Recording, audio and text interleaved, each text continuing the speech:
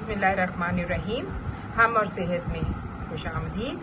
आज एक बहुत मज़ेदार नुस्खा लेके हाज़िर खिदमत हूँ। बहुत दफ़ा बच्चों के पेट में कीड़े हो जाते हैं।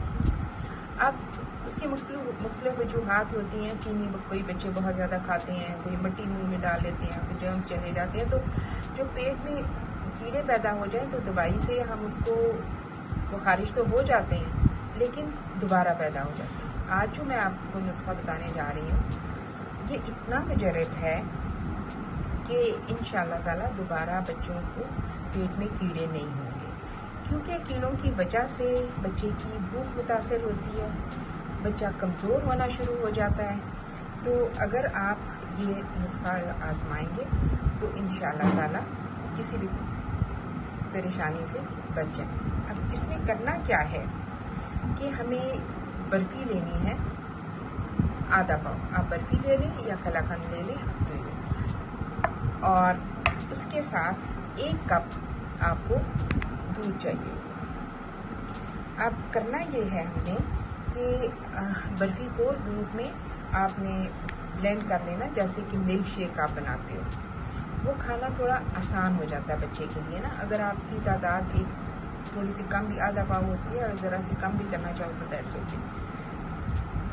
तो आपने वो रोज़ाना बच्चे को एक मुकर्ररा वक्त पर खिलाना है। अब ये सबसे ट्रिकी मामला है कि आपने टाइम नहीं भूलना। 1 हफ्ते के लिए 7 दिन आपने बच्चे को एक मुकर्ररा वक्त पर ये मिल्क शेक बना के देना है।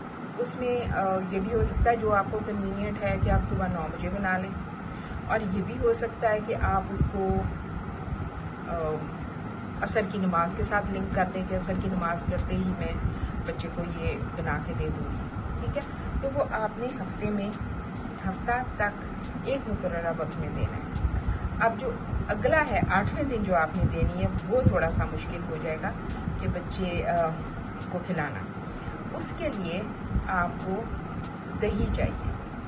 आप 1 बोल दही का लेंगे और उसमें 1 चम्मच सुर्ख मिर्च डालेंगे।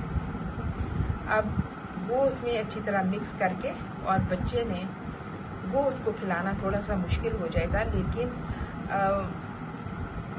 और वो भी उसी मुकर्ररा वक्त पे जिस पे हर हफ्ते हर रोज़ आप करते रहें। उसी मुकर्ररा वक्त पे आपने वो दही वाला बोल बच्चे को खिलाना है।